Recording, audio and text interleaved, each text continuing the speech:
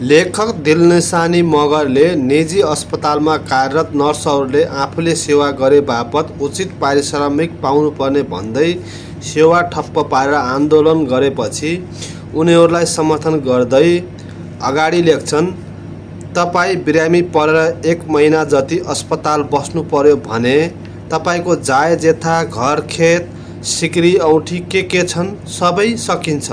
तर त्यही अस्पतालमा बिरामीको सेवामा खटिने नर्सहरूलाई भने मासिक तलब जम्मा 15,000 रुपैयाँ दिँदा रहेछन्।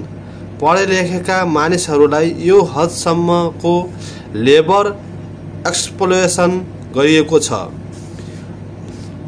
अरूको ज्यान बचाउने नर्सहरूलाई आफ्नै ज्यान पाल्न पनि गाह्रो रहेछ। नर्सहरूले मासिक 50,000 रुपैयाँ तलब पाउनुपर्छ। यो कुनै मालिकहरूले मनमा दया माया र करुणा जगाएर दिनुपर्ने पैसा होइन, नर्सहरूले प्रदान गरेको सेवाको शुल्क हो। सामान्य लिभिङ वेगल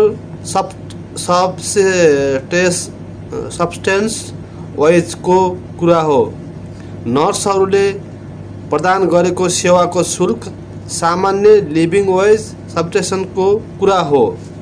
हामीलाई नर्सहरूको बोल्ने शैली राम्रो चाहिएको छ, तर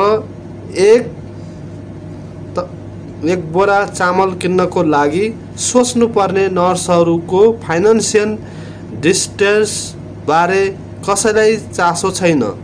मालिकहरूले करोडौं कमाउने तर श्रमजीवी वर्गलाई भोकभोकै राख्ने यो राज्य संरक्षित दलाल तन्त्रको अन्त्य हुनै पर्छ।